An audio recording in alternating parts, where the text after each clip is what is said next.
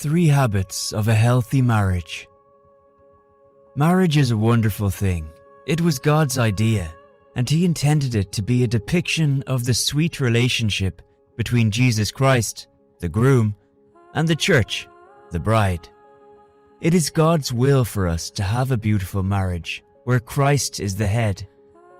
Although marriage is God's idea, that doesn't mean it is straightforward and effortless. Making your marriage work requires a combined, consistent, intentional effort from you and your partner. Even the best of marriages can improve. Before we even begin to look at 3 of the habits that create a wonderful Christian marriage, I would like to highlight the importance of commitment.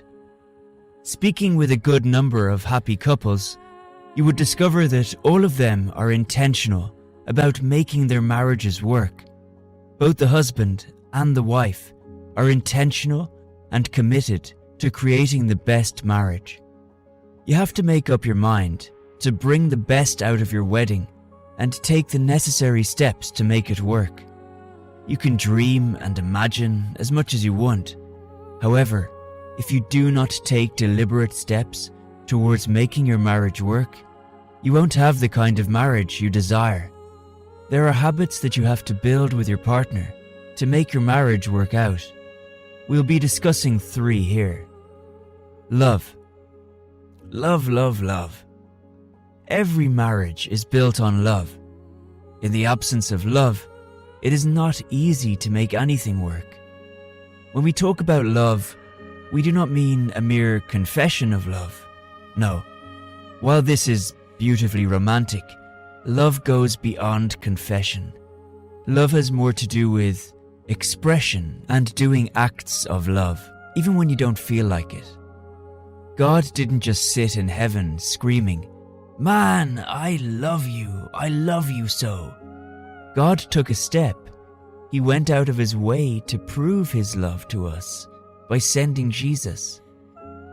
Let your partner know that you really care about them and that you will be there for them whenever they need you.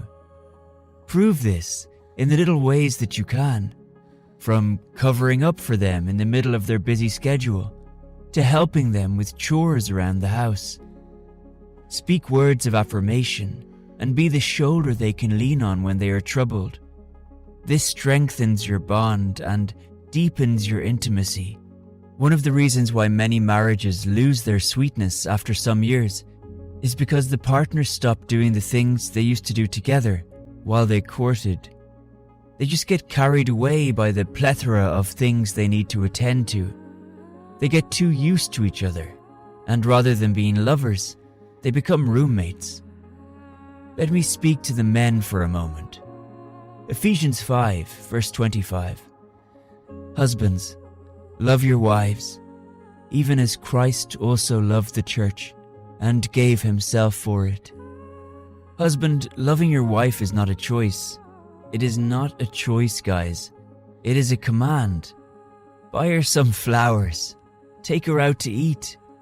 Tell her you love her. Tell her she's beautiful. Husbands, do you know if you are not considerate to your wife, the Bible tells us that you are hindering your own prayers. 1 Peter 3 verse 7. You husbands, in the same way, live with your wives in an understanding way. There the verse continues on to say that your prayers will not be hindered. Also, wives, love your husbands. Oh, but the spark is gone. Love them until it comes back. Go dating again from time to time. Send text messages in the middle of your tight schedule. Give up other less important things to be with your partner. Buy them gifts. Keep the love growing. The only reason why the bond between you and your partner will keep getting stronger as you age is your decision to remain deliberate about loving one another. Never get too used to your partner. Don't slide into that roommate status. In your speech and actions, let them know that they are the most important person in your life. Let them know they come second only to your relationship with the Lord. Do things together again. See a movie together. go shopping together. Prayer. The strength of a believer lies in his or her prayer life.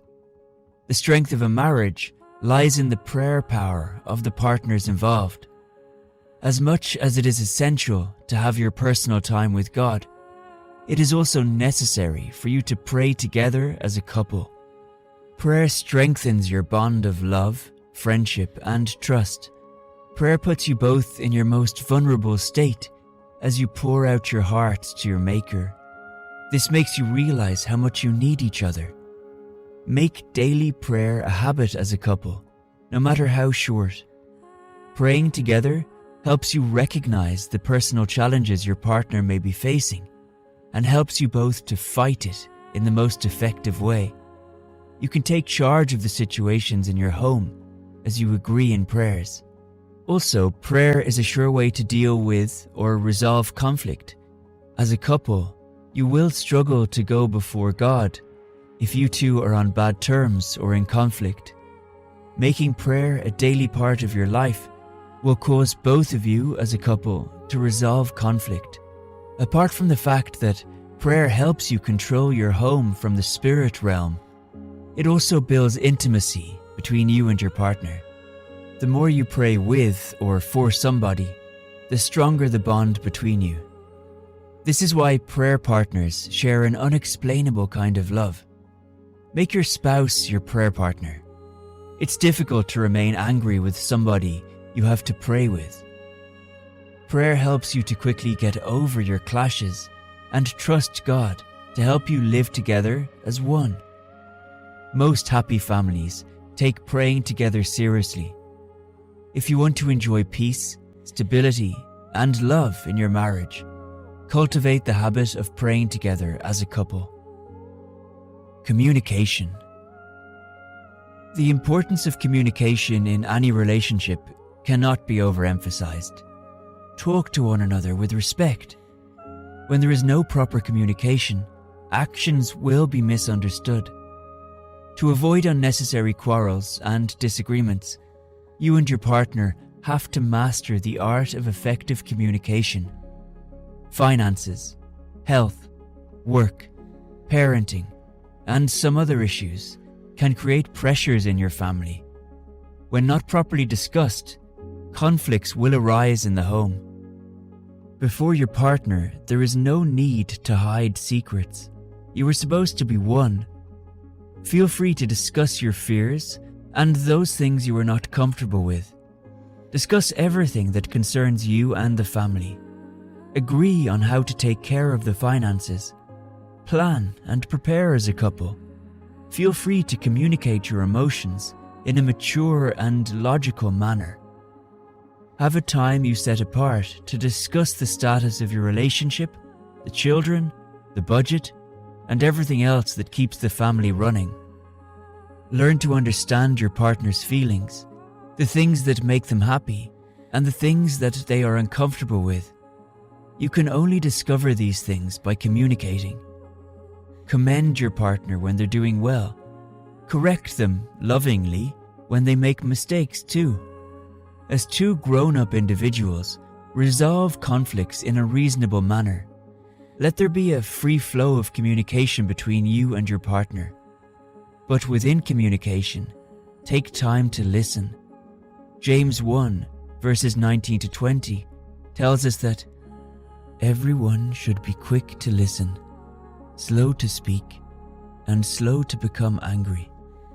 This is wonderful marriage advice that, once implemented, will change the way you communicate with each other forever. What would we commonly do when our partner is speaking? We wait for them to finish rather than actually listen to them.